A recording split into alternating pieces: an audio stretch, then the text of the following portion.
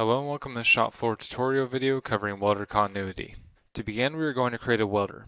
Click Welders in the side navigation, and then create new welder. Enter a first name, a last name, a work email,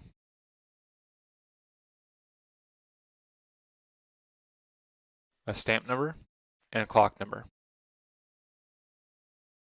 The Shopfloor access that I'm going to choose is Welder.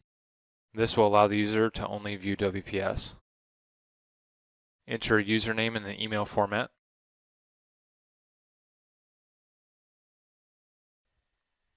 Click OK.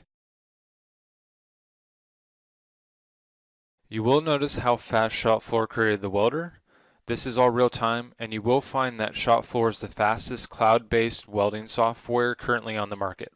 Scroll to the bottom of the page, and we'll create a welder qualification for this welder. Click Create New WPQ.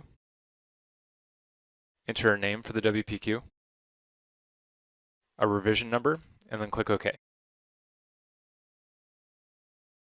Scrolling to the top, I'll enter a test date. The test date is going to be November 5th of 2018.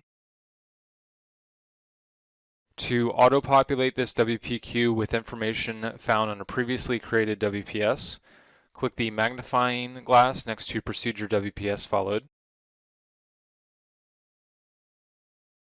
Once you see the pop-up, click Options at the top. Under Options, I'm going to add the date column to the table by moving the date field to the selected fields list. To do this, I'm going to select Date and then click the right arrow.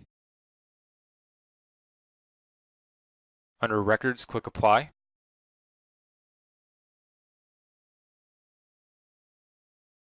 This will show the origin date of the WPS, and you can see it was created before the WPQ we're currently working on.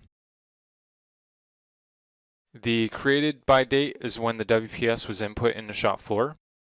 You have the capability to fully customize the tables that you see in Shopfloor.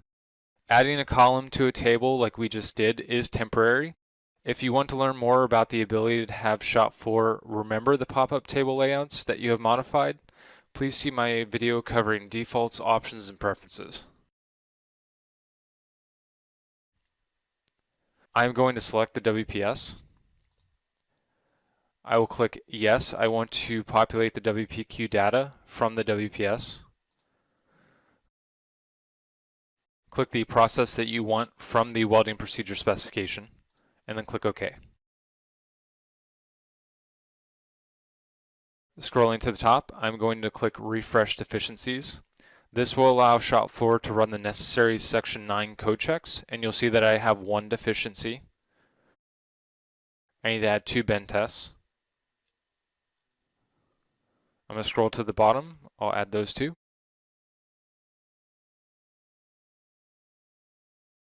The first one is a face bend transverse.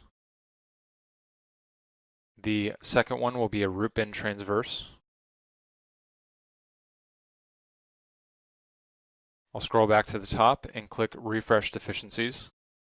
And you notice that my form is passed. I will publish it. I'll click the drop down in the top right and then click Publish.